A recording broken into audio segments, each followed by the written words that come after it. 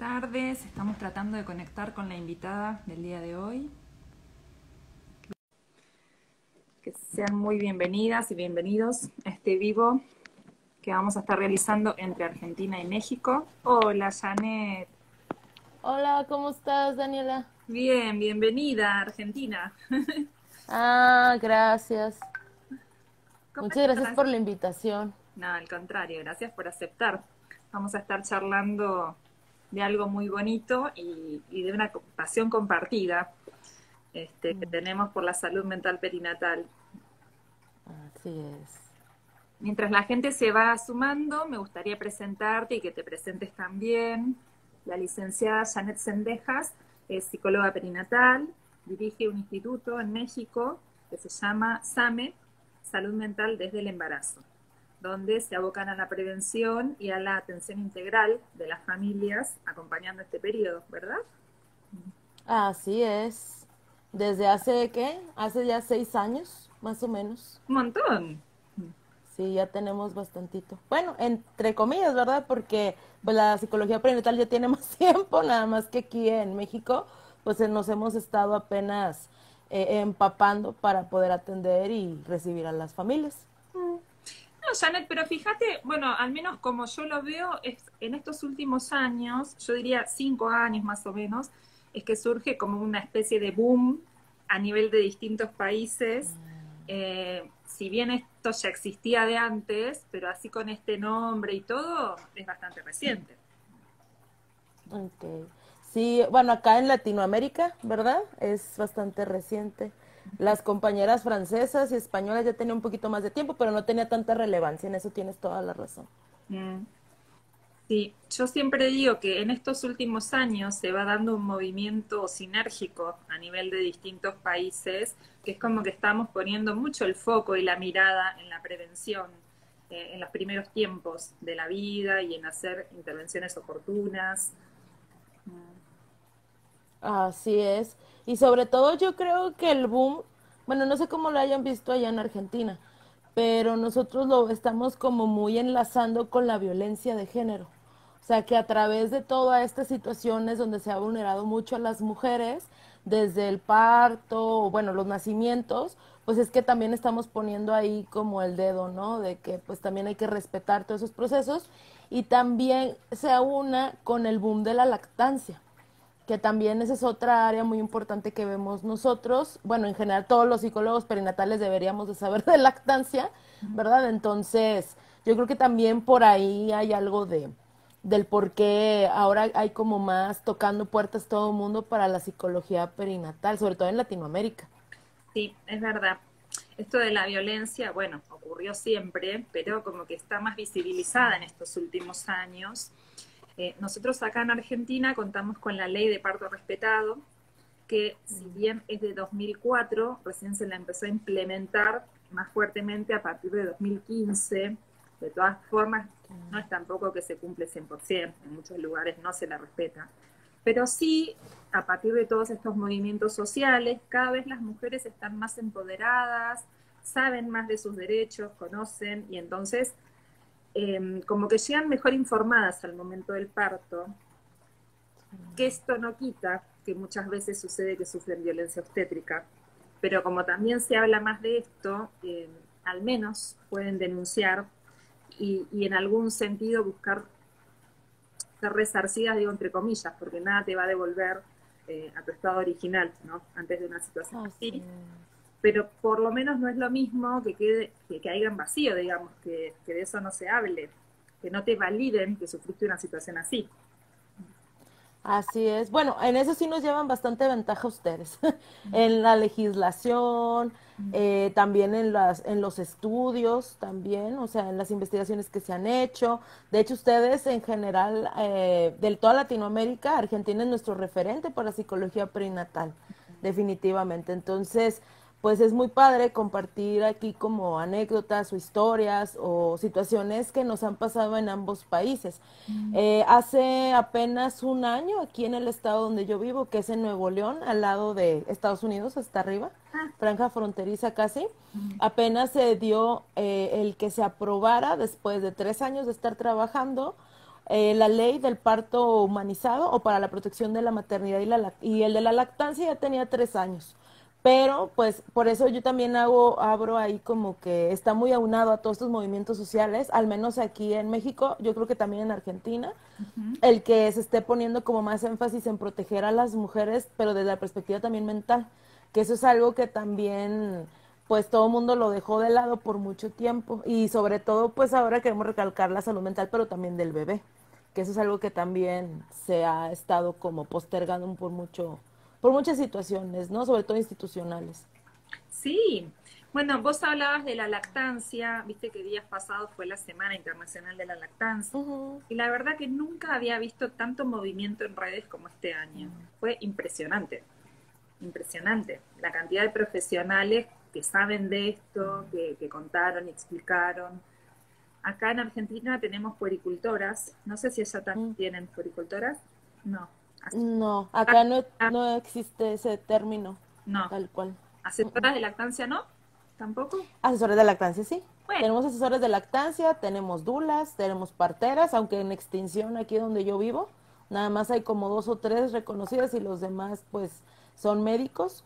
Pero puericultoras así como tal vez pudieran ser como de alguna otra forma como auxiliares de pedagogía, o sea que no se avientan toda la carrera, pero tienen como nociones de cómo funciona, pues se dice de modo muy burdo, pero es de cómo funciona un niño, o sea, de qué necesita un niño tal cual, sí, sí, sí. para tener un buen desarrollo. Mm. ¿Por qué decís que están en extinción las obstétricas, las parteras? Porque no hay formación. Aquí donde estamos, la última formación hace fue 30 años. Y una de las parteras que sigue vivas, que ya tiene 70 años, es la que sigue aquí apoyando a las mamás.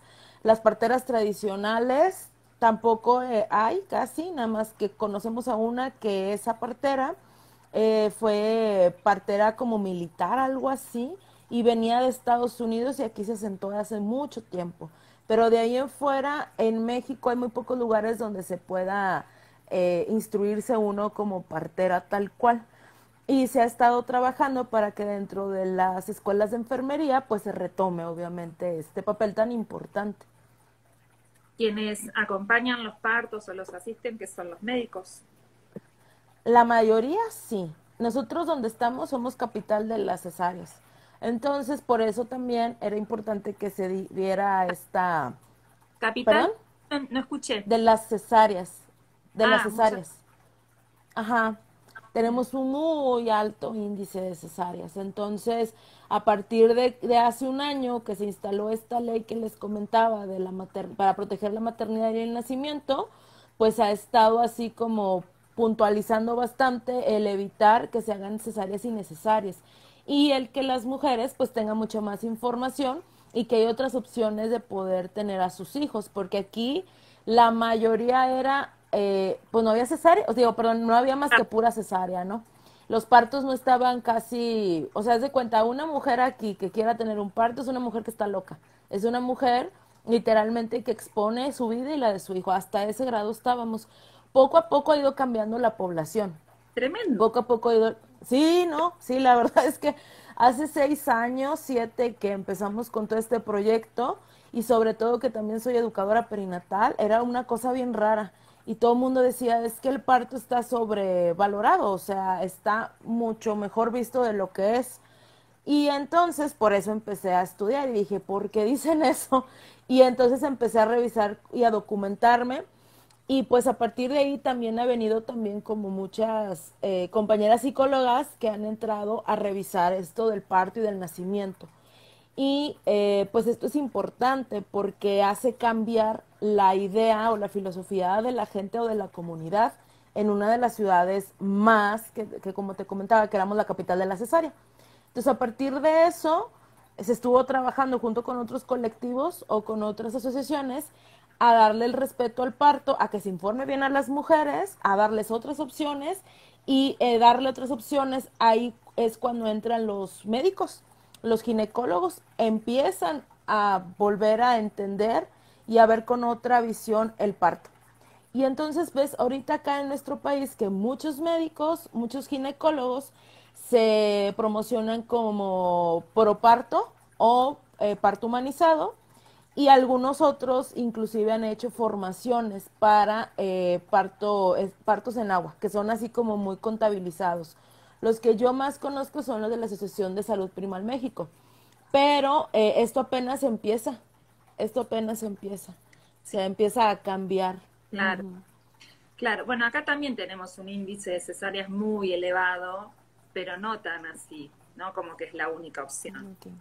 eh, Se ofrece mucho más de lo que se debiera, las cesáreas, y yo creo que muchas veces las mujeres, si no se informan, como existe el temor al parto o a sufrir en el parto, a veces imaginan que ir a una cesárea es como más tranquilo en el sentido de que te evitas el trabajo de parto o el dolor, ¿sí? Yo siempre digo, es una operación, es una intervención quirúrgica, o sea que no vas a evitar Claro. el dolor, al contrario, vas a quedar recién operada teniendo que hacerte cargo de tu bebé, que no es una situación para nada fácil, estar con dolor en los puntos, los primeros días con dolor para caminar, para incorporarse y teniendo que cuidar de un bebé recién nacido, o más. En mi caso yo tuve dos, así que cesárea con mellizos, la verdad que la pasé horrible. Este, son cosas, viste, que yo siempre digo, es necesario saber, informarse, y por suerte cada vez hay más lugares donde informarse de un modo serio para que la persona que va a parir pueda decidir sabiendo de qué se trata, una opción y la otra. Yo obviamente, Así es. todos sabemos que hay cesáreas que son necesarias y que hay mujeres que quizás no por una cuestión biológica, sino psicológica, no están preparadas para atravesar un parto. Y en ese caso Así está muy bien, que exista la opción, está perfecto. Pero bueno, yo siempre digo no ofrecerla como a la carta, como opción, querés esto o esto otro, porque el parto vaginal tiene sus ventajas para los dos, para la mamá y para el bebé. claro. No, acá estamos en pañales en eso. Acá es un gran avance que se ofrezca como a la carta, o sea, que se haya la otra posibilidad, Claro, porque antes era, pues, es cesárea, ¿sí? O sea, la mayoría es cesárea. Estés como estés físico, mentalmente, y pues ahí hay otro tipo de intereses, ¿verdad? Que se han estado como exponiendo en diferentes mesas de trabajo a nivel legislativo y de colectivos y etcétera, ¿no? Pero hoy por hoy, pues de perdido las mujeres saben que también pueden parir, que eso yo creo que eso es de lo más relevante. Y ahora se está trabajando a que los hospitales entiendan eso. Porque si bien ahora los profesionales lo comprenden, pues en muchos protocolos, en muchos hospitales no lo entienden. Entonces ahí es donde ya entra la ley. Pero pues estamos así como a pasito, a pasito, a pasito. es que es muy llamativo, me quedé pasmada cuando dijiste que no tienen parteras. No, no hay parteras.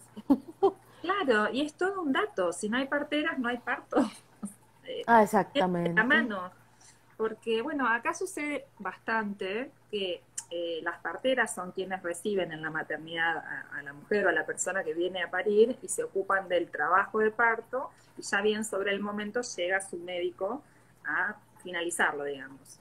Sí. Pero bueno, cada vez más las obstétricas, acá se las llama obstétricas o licenciadas en obstetricia, cada vez más se empoderan también y ellas cuentan acerca de sus funciones, luchan por los partos respetados, porque se las reconozcan los equipos de salud, porque son profesionales al igual que cualquier otro profesional que asiste en este tiempo de la vida. Entonces acá hay un planteo fuerte en este sentido de que las distintas disciplinas sean respetadas y que no exista este lugar hegemónico de la figura del médico, que es lo que pasó toda la vida, ¿no? Así es. Y pues si eso estaba como muy olvidado, pues imagínate la psicología dentro de, de todos los procesos de reproducción y de todos los procesos de perinatales, pues era algo así como que, ¿qué es eso, no?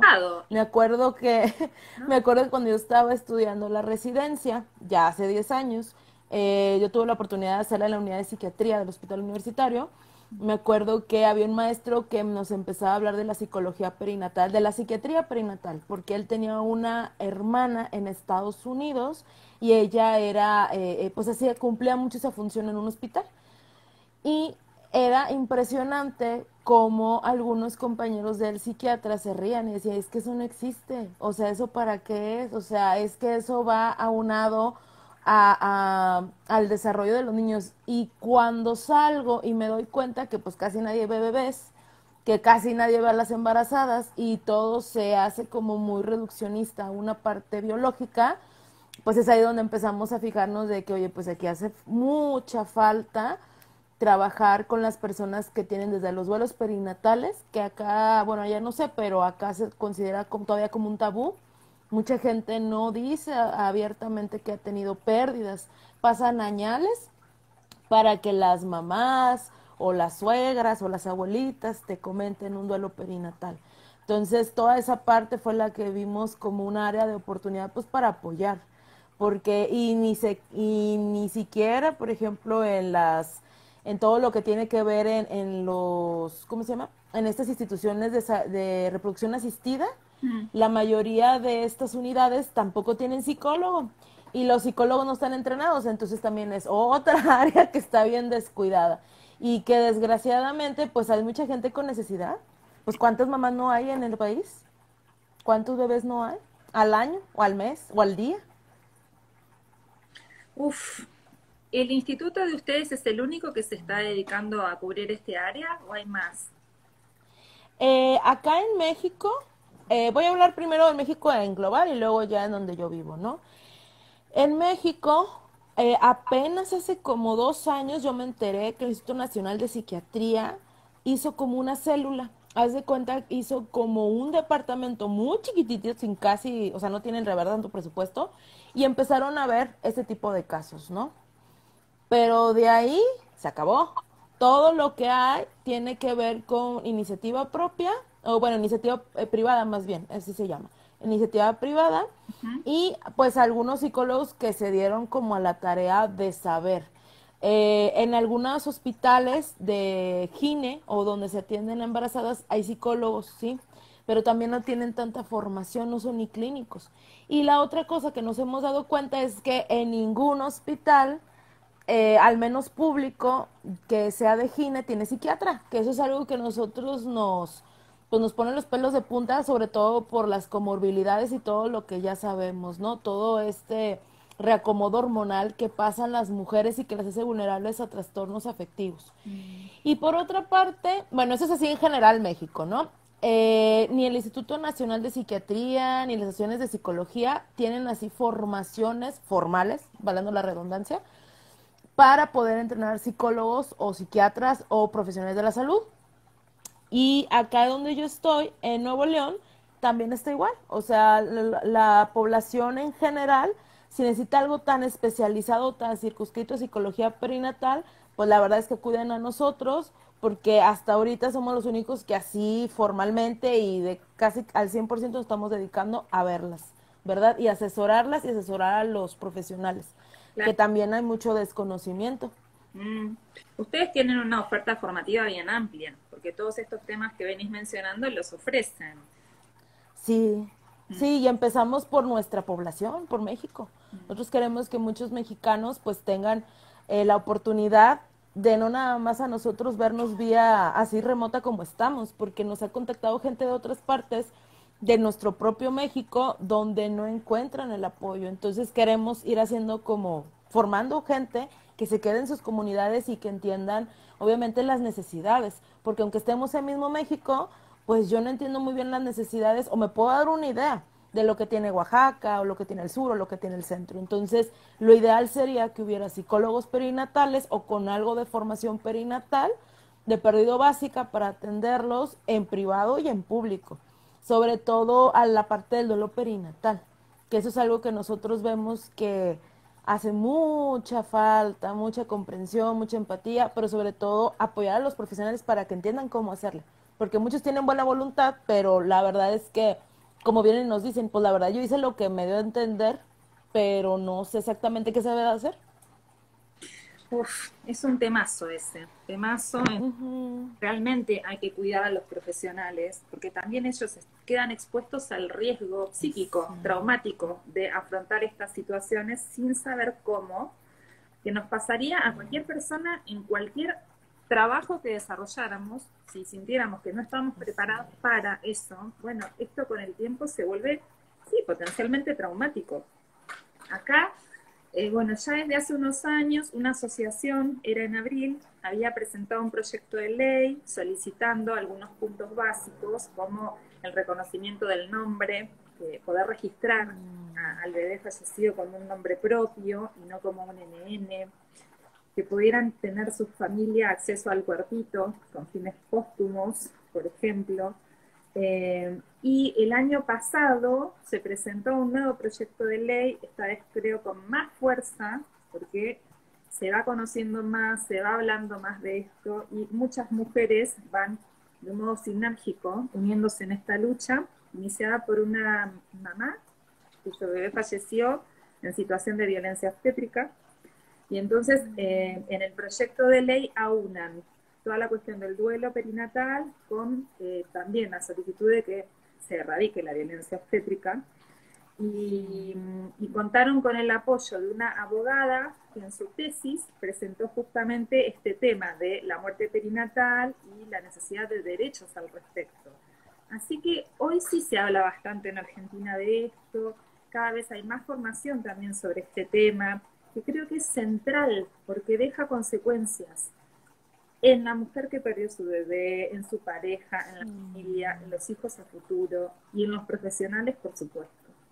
Porque es muy doloroso de por sí estar en esa situación y más aún si uno siente que no hizo las cosas bien porque no supo cómo hacerlo. Así Muchas es. veces pasa esto de que ante el no saber cómo hacer o no dicen nada o huyen, porque como la situación es difícil, muchas veces o ponen distancia emocional y entonces son esos profesionales tipo robot o deshumanizados que no conectan o no se acercan a la habitación justamente por no saber qué hacer. Y se Sí. puede hacer, realmente se puede hacer. Acá se está solicitando que los hospitales y en las maternidades cuenten con protocolos para saber cómo actuar, para, por ejemplo, que la mujer que ha perdido su bebé no sea alojada en la misma habitación en donde Ay, es... está con su bebé. Pero esto es de sentido común y muchas veces no se hace. Mismo poder identificar la habitación por fuera con una mariposa y al ver el símbolo, cualquier persona que vaya a ingresar sabe de qué se trata. Poder poner el símbolo también en las historias clínicas. Estas son situaciones muy sencillas que evitan el dolor, porque cuando un profesional que va a ingresar a la sala, a la habitación, ve la mariposa, ya inmediatamente sabe y no va a ir a preguntarle por el Qué bebé, la hermoso. mamita, ¿no? Por ejemplo, eh, mismo la necesidad de contar con espacios dentro de las instituciones donde poder poner en palabras el dolor. Esto es Así algo que ni es. siquiera implica costos económicos. Es destinar un momento en la semana para que el equipo se reúna y converse y llore o lo que sea necesario. Y es cuidar la salud. Así es. Sí, acá también lo que hemos estado viendo mucho en la formación es cómo proteger la salud del profesional, porque de alguna u otra forma ellos están muy expuestos no a solo un duelo perinatal, puede ser en la semana, pueden ser varios, ¿no? Y la forma de cómo digerirlo ni el propio sistema los deja. Hemos hecho en alguna de las formaciones inclusive este role playing, que es una de las herramientas que más nos gusta para poder como entender la otra parte de los profesionales, porque siempre es así como que ¿por qué no los pueden atender? ¿Por qué no los pueden contener? Y cuando tú ves toda la situación de cómo ellos también se angustian, que esto que comentabas, el que, oye, pues no, tengo a ella que está llorando por su bebé desgraciadamente que falleció, pero tengo otra urgencia y no hay tanto personal y no hay tanto como tiempo. O sea, aquí la palabra clave es el tiempo para explicarle que esas explicaciones, si son de manera empáticas y cuidadosas, evitan dolor y sufrimiento como mencionabas, pero también evitan bastante, pues hasta las demandas. O sea, evita que la gente se quede tan enojada con los profesionales, ¿no? Y algo que siempre sugeríamos es también a la par de lo que mencionas, son los grupos Valen, los grupos para poder hacer este tipo de debriefing en ciertas, ¿cómo se llama? En ciertos periodos de su área, digo, perdón, de su horario, pues, ¿no? Lamentablemente, pues se sigue viendo como algo, ¿como para qué? O sea, se sigue viendo como algo innecesario, o como algo, como si fuera una carga extra. Y por otra parte, pues también entendemos el que los profesionales pues también hacen como una coraza.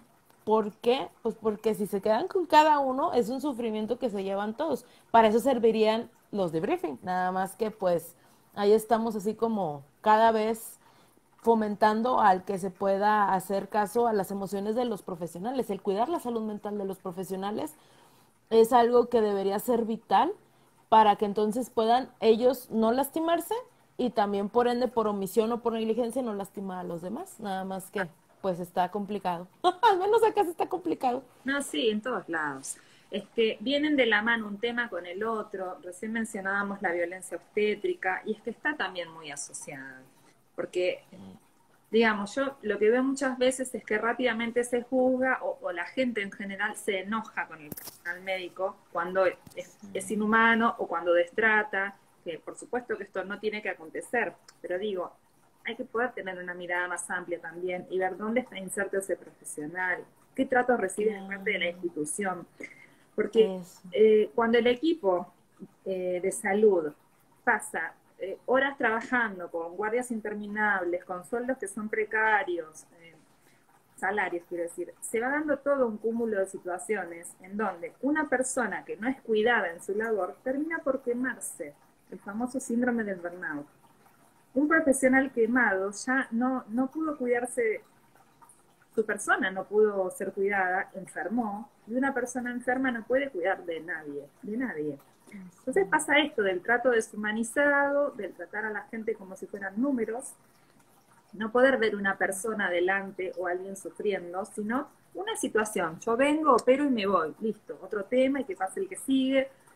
Es como pasa en tantos lugares, como pasa en la educación también. Hay docentes que terminan por quemarse y que es muy triste porque una persona que estudió con vocación para trabajar, por ejemplo, en docencia o en salud, que termine siendo quemada por su profesión y no pudiendo cumplir con lo que era su anhelo, que era ayudar a las personas, educar a las personas, transmitir, termina siendo víctima también y bueno, después transformándose en victimario. Yo creo que, bueno, esto obviamente va a ir muy de a poco, como vos decís, pasito a pasito, pero estamos haciendo pasos para que esto se conozca, para que el gobierno, el Estado, las políticas también tomen esto en consideración, porque son temas que vienen uno de la mano del otro. Cuando empezamos a hablar, decíamos que antes no se pensaba en la salud de los bebés, no se pensaba. Hoy todavía cuesta pensar que es fundamental cuidar la salud de un bebé. Fundamental, porque ese bebé está cimentando las bases de su salud física, mental, social, y ese bebé va a ser la personita del día de mañana. Estamos formando una sociedad, entonces sí que es importante cómo lo hacemos.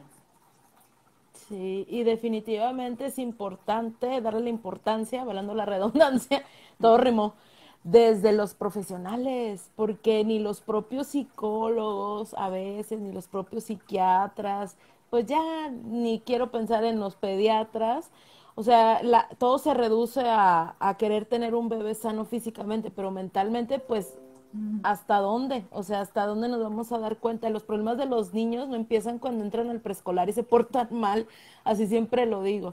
Los problemas de los niños empiezan desde cómo vinieron al, bueno, desde cómo se están gestando, no ni de cómo vinieron al mundo. Entonces, por eso es importante cuidar a las mamás. Y es importante el estar al pendiente, yo le digo a los obstetras o a los pediatras con los que trabajamos, pues echen un ojo, así literalmente decimos acá en el norte. ¿Qué significa echarle un ojo?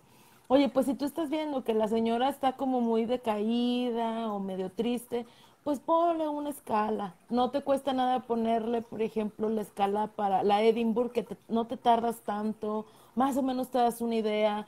Hemos capacitado también hasta las dulas, algunas también gines, de que, oye, pues sabes qué, no te cuesta nada con aplicar esa herramienta, te das más o menos una idea y si necesita una intervención más allá, lo refieres con el psicólogo que más confianza le tenga si tú quieres o psiquiatra, pero hacer algo, porque la mayoría de los problemas para estos bebés vienen desde ahí, desde el embarazo.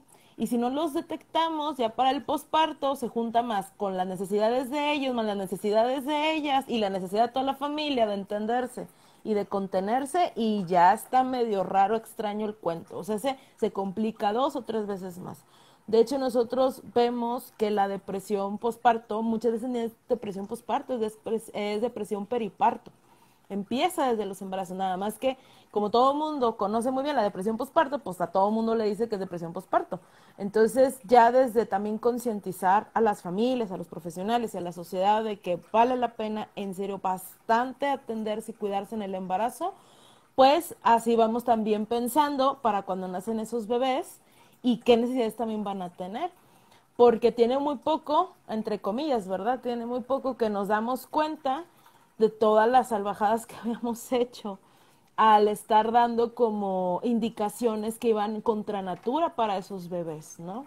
Desde todo lo del método Stivil que mucha gente conoce, muchas situaciones de estas donde pues malinterpretábamos, que eso es la palabra, malinterpretábamos las necesidades de los bebés y las veíamos más desde nuestras necesidades. Entonces, todas estas omisiones, negligencias y todas estas situaciones que nosotros malinterpretábamos, pues hoy por hoy desde las neurociencias, pues damos por entendido que es mejor 100% hacerle caso a la naturaleza del ser humano. O sea, es tratarlo como mamífero. Y después de mucho tiempo nos dimos cuenta, ahora a través de la ciencia, y pues hay que hacerle caso. Mm. Vos hablabas de hacer la pesquisa, de la detección de la depresión a través del test, ¿sí? De la escala, decías que no implica mucho tiempo. Esto es súper interesante. Y decís, la depresión postparto muchas veces inició antes y pasó desapercibida y después se complejiza.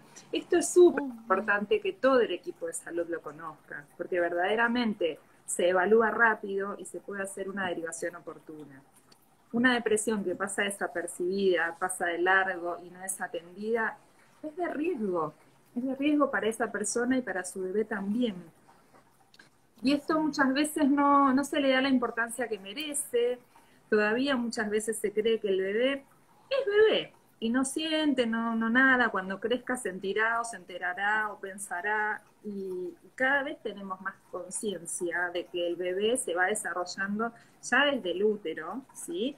Pero sí que siente y va desarrollando su psiquismo en función de los cuidados que recibe y que necesita un cuidador empático y sensible de ahí afuera que lo esté convocando, que lo esté invitando a participar en este mundo, que sería todo aquello que no puede ofrecer una mamá depresiva.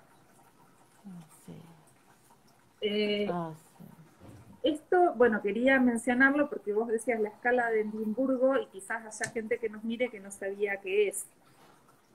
Por otro lado, mencionabas el método Stigl. También me gustaría que podamos hablar un poquito de eso, porque sí, fue muy, muy conocido en todo el mundo, muy utilizado, y hoy estamos viendo las consecuencias y tratando de desandar ese camino, ¿no? Sí, de hecho todavía lo venden. No quiero decir dónde para no darle promoción, pero todavía venden ¿cómo se llama? El programa, porque es como un programa de aleccionar literalmente al bebé para que regule, y pongo entre comillas, regule su sueño hacia las necesidades no del bebé, sino del adulto. Y pues nosotros vimos, de hecho hasta lo compré, y lo compré no para usarlo, claro, lo compré para estudiar, dije, pues ¿qué están haciendo que todo el mundo se está quejando? Y pues sí, la verdad es que no es nada aconsejable. Lo ideal es que nosotros podamos responder a las necesidades del bebé para que él se pueda desarrollar adecuadamente. No es al revés, no funciona al revés eso. Y que por ende alguien ayude a los papás para resolver también sus funciones, digo, perdón, sus necesidades, ¿no? Por eso se habla de que tienen que crear en tribu y tienen que apoyarse entre todos, porque la verdad, pues los niños son muy bonitos, pero también desgastan mucho y preocupan y angustian mucho. Y entonces, pues entre todos ahí vamos conteniendo a la pareja y la pareja al bebé, ¿no? Sí, definitivamente, pues no se recomienda ese método y otros que conozco que no les voy a dar promoción aquí, pero para aleccionar, porque no se puede aleccionar el cuerpo. El cuerpo necesita comer en las noches de los bebés, evitar ese estrés de que le quede hambre, que haya hipoglucemias, por ejemplo. No está bien que la gente se quede llorando en ningún contexto, sea niño, adolescente, adulto y menos bebé. Y eso es algo que tenemos que reaprender. La gente no tiene por qué sufrir y tiene que sufrir sola y mucho menos tiene que estar triste y estar triste sola. Y menos si es un bebé. Claro, ese libro lo que promovía era dejarlo llorando hasta que se acostumbrara, se iba a acostumbrar a dormir, supuestamente creo que en una semana, una cosa así, de dejarlo llorar, Ujú. no iba a llorar más y se iba a dormir. Y bueno, la verdad es que fue muy conocido y mucha gente lo aplicó y hasta les dio el resultado, sí, los bebés se dormían. Pero bueno, hoy sabemos que eso deja secuelas porque lo que registra ese psiquismo en construcción es que ante mi necesidad, ante mi llamado, nadie va a venir, nadie va a acudir a darme lo que necesito y entonces si no hay nadie, mejor me repliego. Y la verdad que no es bueno. Así es. Más eso aunado a la alteración que haya de cómo está funcionando su amígdala y el cortisol, pues tampoco está padre. Recordemos que, como bien tú decías, o sea, todo lo que se haga por esos bebés, desde la sensibilidad del cuidado, pues eso tiene una repercusión, ya ahora sabemos no nada más en la conducta y en la relación con otros, sino ya específicamente en el cerebro de esos bebés. Entonces, pues hay que cuidar el cerebro de esos bebés, ¿verdad? Hay que tratarlos bien, pues para que se sientan bien en este mundo, físico y mental. Sí, bueno, hoy se promueven muchos cambios en ese sentido y cada vez se habla más de crianza con apego, de poder ser cuidadores empáticos, sensibles, disponibles para las necesidades de los bebés, que al principio van a ser muchas, de mucha demanda, de mucha intensidad y de 24/7, como se dice hoy, y con el tiempo esto va a ir acomodándose de otro modo, en la medida que el bebé pueda ir incorporando su autonomía, su independencia, bueno, va a llevar un tiempo, lógicamente. Así es. Pero yo creo que si les ayudamos a esas mamás a que puedan tener mínimo lo básico necesario para hacer todo ese trabajo que es muy bonito y muy importante, pues van a tener buenas experiencias tanto los bebés como las mamás. Mira, acá pregunta Ana Victoria Garza, dice, estoy embarazada, vivo en MTY, no sé qué significa. Dice, ¿ustedes de dónde están ubicados?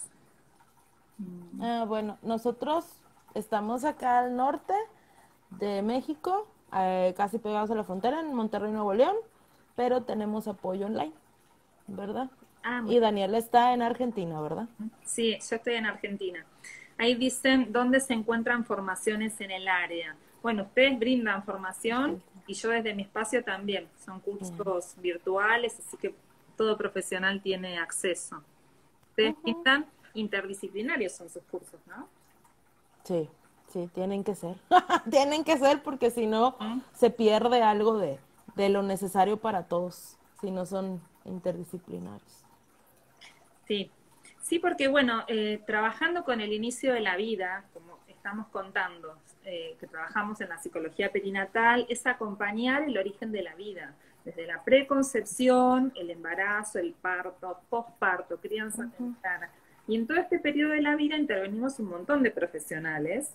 Nosotras somos psicólogas, pero tenemos que pensar en médicos obstetras, neonatólogos, obstétricas, parteras, dulas, puericultoras, pediatras, no sé si ya dije. Bueno, somos muchos que la verdad es que también es importante que aprendamos a trabajar en equipos, a escucharnos, a reconocer los saberes del otro, a validarlos, a poder encontrar un lenguaje en común, que no es tarea sencilla. Eso. Sí, definitivamente. Valido 100% todo lo que dijiste. Sobre todo la parte de podernos comunicar y de ver que todos somos importantes para poder apoyar a las familias. Hay que ver por los momentos también, ¿verdad? Pero sí, definitivamente la parte de que seamos multidisciplinarios en las formaciones, yo creo que ayuda bastante a comprender entonces por qué es importante lo del apego temprano, que es una de las cosas que de repente nos debaten mucho, o porque es importante pues darle como seguimiento a los bebés. La gente dice, oye, ¿qué es eso de que ven la salud mental del bebé? O sea, ¿por qué? O ¿a qué se refieren? Se me hace que eso es como casi creo que mágico, una cosa así como extraña. Le digo, no, pues si el bebé es persona, desde que naces persona también tiene necesidades mentales, ¿verdad? Entonces, eso mientras lo van entendiendo cada vez más los pediatras, les hace como más clic, ¿no? Vos sabés que en Argentina prendió muchísimo a nivel de psicología la teoría del psicoanálisis. ¿sí? En las universidades, hasta hace pocos años, era lo que se enseñaba. Y el psicoanálisis de Freud hablaba de los primeros 5 años de vida como estructurantes. Entonces creo que durante muchísimos años y hasta hace poco concebíamos que estos 5 primeros años eran fundantes del psiquismo. Hoy sabemos que eso es verdad, pero que en el origen de la vida y en el principio se cimientan las bases. Entonces, poder acompañar desde ahí hace la diferencia, porque lo que sucedía también hasta hace unos años es que cuando hacían una consulta por un niño, llegaba tarde, porque llegaba derivada desde la escuela, cuando ya habían problemas, cuando ya la salud mental tenía algún obstáculo dando vueltas. Entonces, lo que buscamos desde este área específica es poder hacer intervenciones tempranas, poder hacer promoción de la salud y que no sea que nos lleguen los chiquitos o sus mamás o sus papás, su familia, cuando estén complicados en cuanto a salud. Que salud es toda, porque no podemos dejar por fuera la salud psicológica o emocional, como todavía pasa. Todavía muchas veces cuando decimos salud se entiende que es lo físico. Y eso es solo una parte. Así es. Y cuando hablamos, ahorita que hablabas de salud, yo también me quedo pensando en las historias. Nosotros estamos construidos de historias. Y esas historias yo las he visto, o sea, que te puedes visualizar si este niño o este adulto o esta mamá o este papá hubieran venido desde antes, hubieran tenido otra historia de vida con sus hijos o con sus mamás o con sus papás. Y cuando llegan los bebés y nosotros tratamos de mejorar, no de mejorar, sino de que se vinculen de una manera más gratificante, pues tú dices, oye, pues todo lo que nos evitamos de dolor o de sufrimiento, o simple y sencillamente de que no se entendían.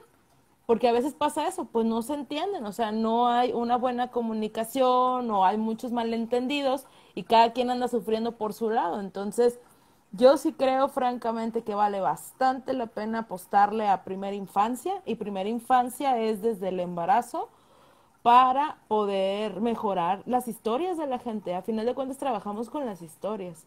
Es así. Y yo diría desde antes, Janet, desde antes del embarazo, porque la historia empieza antes. Sí, Empieza, tienes razón. alguien pensó o quiso o deseó buscar un embarazo, un bebé. Y vos hablabas, por ejemplo, viste que charlamos del duelo, también del tema de la reproducción asistida, y todo esto que está antes, por ejemplo, cuando hay que hacer duelo por dificultades genéticas, porque la biología no yo, hay que hacer duelos, que no es fácil, que la gente muchas veces no puede atravesarlo sola. Entonces, en ese sentido, está muy bien que cada vez más hayan profesionales formados en ese área específica. Porque cuando nos recibimos de una carrera de psicología, por ejemplo, estos son contenidos que antes no se enseñaban. No se enseñaban, no se tenía ni idea de qué se trataba, de cómo se acompañaba a alguien que atravesaba por estos procesos. Y la gente estaba muy sola. Y cuando atraviesan estas situaciones solas, esto va dejando marcas. Es lo que vos decís de la historia, ¿no? No da igual atravesar la historia acompañados que solos, haciendo lo que se puede. Y el duelo es otro gran tema que si no es resuelto va dejando como piedras en el camino en la vida de esa persona, de esa pareja, de esa familia, de los hijos por venir. Entonces son temas que no pueden quedar en el limbo, no pueden pasar desapercibidos. Cuando decimos salud del bebé, tiene que ver también con todo esto, si es que estuvo previamente y formó parte de la historia de esa familia. Así es. Todo eso es bien, bien bonito trabajarlo, bonito ver cómo se va modificando porque ellos se van sintiendo mejor. Y luego ya después me los encuentro. Ya tengo pacientes que los vi hace 10 años y ahorita ya son adolescentes o que ya son papás. Y eso es bien bonito porque se acuerdan de lo que hacíamos en la terapia. Y ya me saludan o yo los saludo, de repente me escriben porque creo que pues lo que hacemos realmente nosotros como profesionales pues tiene un impacto otra vez, también somos parte de su historia, definitivamente, entonces pues hay que atenderlo lo mejor posible y con lo mejor que podamos. Para mí eso es súper emotivo, sentir que uno puso Sí, su grano de arena ahí y que contribuyó a que el futuro de esa persona vaya mejor. Y esto que así decís, cuando te encontrás en el futuro, o quizás vuelven después de unos años y entonces ves cómo fue los capítulos de la historia que no viste, y es re lindo. Es muy lindo. sí, acompañar a la gente en sus vidas, en sus situaciones de vida, en sus historias. Así es. Y pues la idea es seguir, ¿verdad? La idea es seguir por mucho tiempo, pues trayendo aquí la psicología perinatal en México y pues yo creo que seguir fomentándola ya tú también en Argentina. Porque yo creo que tanto tú y como yo, a menos de que me digas que no, estamos convencidas de que esto vale bastante la pena. Sí, sí, estamos convencidas y vamos convenciendo. Cada vez somos más. Ajá, Sí. así es, así Yo no sé es. si quieren hacer alguna pregunta. Aprovechen ahora que nos quedan unos minutitos. Eh, te digo, Se me fue bien rápido el tiempo. sí, de todo lo que charlamos, lo que me dejó más impactada es que no tengan parteras. Sabía, no puedo creer. No, no tenemos. Fíjate que en el Estado de México o en las ciudades del sur se utiliza, se oye fea la palabra, pero es la verdad, o sea, se usa más el ir con la partera, ir con la mujer, la tradición, pues. Y ellas, así como que le hacen cruz al matasano, que es el médico. Pero acá al norte estamos muy agringados. O sea, nosotros acá tenemos una cultura muy estadounidense. De hecho, tú vienes algún día, si quieres te invito aquí a la ciudad y tú ves como si fuera del otro lado, o sea, ves como si fuera Texas. Ves los malls y ves hasta los edificios, las carreteras, las calles, ¿no? Pero te vas hacia el sur o hacia el centro y así se parece más México. Entonces, allá donde parece más México, allá sí hay más parteras y hay hasta escuelas de parterías. Ajá. Creo que hay una ahí en Oaxaca y otra, si mal no recuerdo, en la Ciudad de México o Querétaro, una de esas dos, ¿no? Pero para acá, para el norte, Mira, no, no hay. Y lo que hay más son médicos que se están volviendo a reencontrar, esa es la palabra, con los partos. ujú, Eso es lo que sí empieza a ver cada vez más. Y ahí es donde van las señoras. muy bien. ¿Qué idea tienen la gente en general de ir a ver a un psicólogo, una psicóloga o de hacer terapia? Esa es una muy buena pregunta, porque cuando yo empecé hace, ¿qué será? Hace como unos, a ver, déjame le echo cuentas, hace casi ya 15 años, pues era todavía mucho tabú, mucha angustia y mucho enojo, ¿no? Bueno, no enojo, sino mucho estrés, esa es la palabra.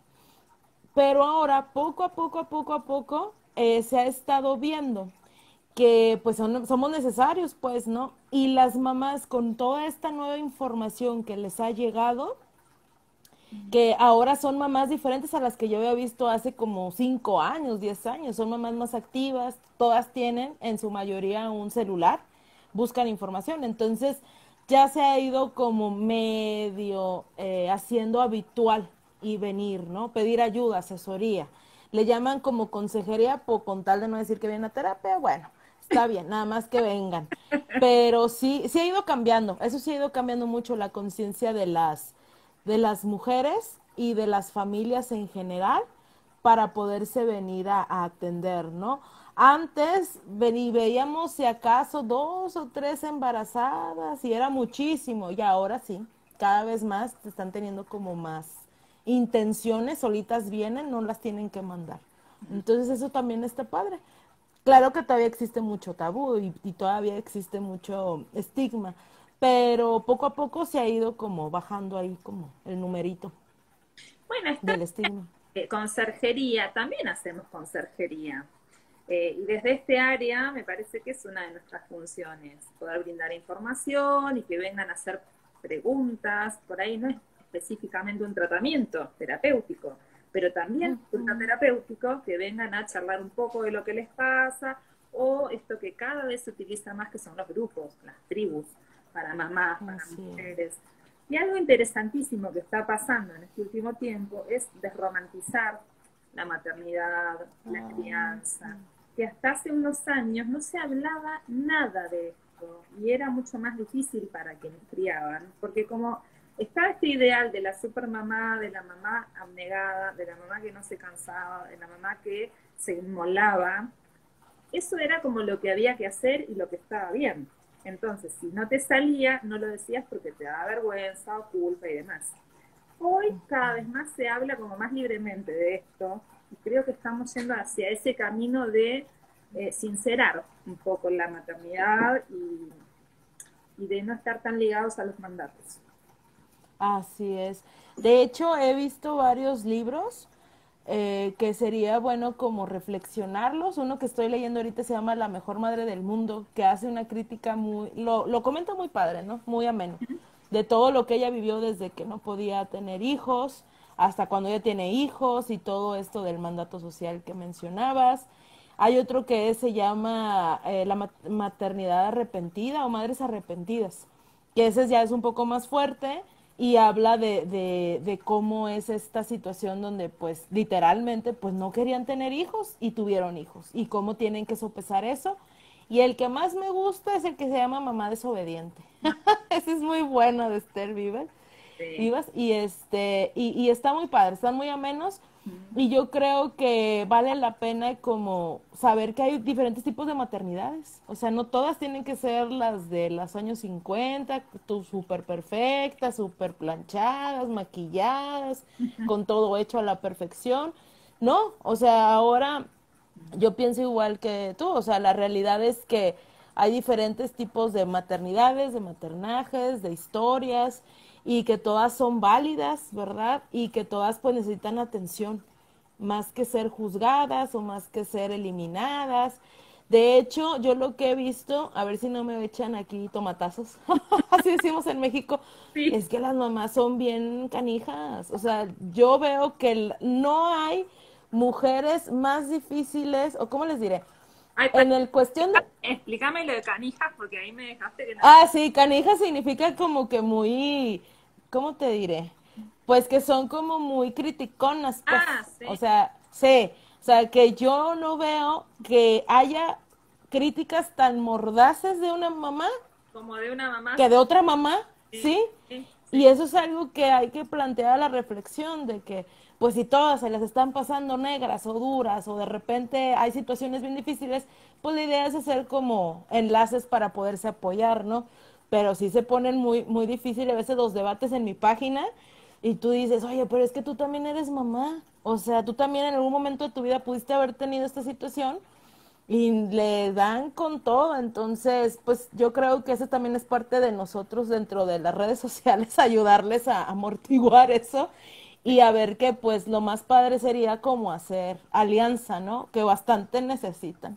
Sí, por favor, sí, sí, sí. Así que canijas, claro, y sí, eso sucede y siempre se escucha que no hay nadie más cruel o más de juzgar o criticar a una mujer que otra mujer, lamentablemente. Sí, definitivamente. Y en varios de los libros que les digo, también lo leí. Sí. De hecho, habla, a mí me pareció muy bonito el término y muy real. Dice esta Esther Vivas, la maternidad está secuestrada. Y la verdad es que es cierto, la maternidad está secuestrada. Todo el mundo te dice qué hacer. Todos te dicen qué hacer. Todos. Y a veces cuando las mamás se atreven en comentar o decir, oye, pues no estoy feliz, no estoy contenta, me falta esto, necesito esto, todo el mundo se le echa encima. Y esas son las cosas que, pues poco a poco yo creo que la sociedad y las mismas mamás van a ir entendiendo que, pues es necesario quejarse, Mm. es necesario decir que no están bonitas las cosas a veces Bueno, y que necesitan ayuda. el título es hasta divertido, mamá desobediente. Y está perfecto, o sea, ¿por qué había que ser Sí. mamá sumisa, callada, aceptando, sin quejarse? No. Creo que, bueno, ves, por ejemplo, hasta desde la literatura se está empezando a hablar de esto. Era necesario. Era necesario. Janet, te quería leer dos o tres comentarios. Sí. Mm. Vernos como pares que nos complementamos y no como amenazas. Ujú. Tiene a cuento de esto que estamos charlando o platicando. ¿Hay alguna formación en alguna universidad en México sobre psicología perinatal? No que yo haya encontrado. Ujú. O sea, y literalmente me he pasado tiempo buscando. No, no hay. Mm. Y pues por eso estamos ahí como haciendo pues acciones para que seamos formación formal, o sea, que sea ya reconocida con la SEP y todo esto, porque es muy necesario. Y sí, sí. Preguntan por psicología perinatal en relación con embarazos múltiples, si hay especializaciones, no conozco. Yo tampoco, Lo que sí conozco es que a través del trabajo que hacen, se hace en programas de reproducción asistida, Mm. o sea, sí hay formaciones a través de reproducción asistida, a fuerzas tienen que ver ese tema porque es de los más recurrentes también. Entonces, por ahí a lo mejor puedas tener algún tipo de formación o información al respecto. Ciertas representaciones sociales de la muerte en México, un poco más amigables con la muerte desde los ritos, puede llegar a ayudar a trabajar en duelo. Claro, viste que se están empezando a usar en distintos países los ritos para Ujú. acompañar el duelo perinatal. ¿Esto lo hacen en México? Pues nosotros, así por cultura, tenemos varios ritos, ¿no? El principal y el que todo el mundo hace pachanga es el 2 de noviembre, que es la fiesta de Día de Muertos, y es cuando todos se acuerdan de sus fieles difuntos Como y el- le van y le ponen la, comida. la película Exacto. Coco, sí.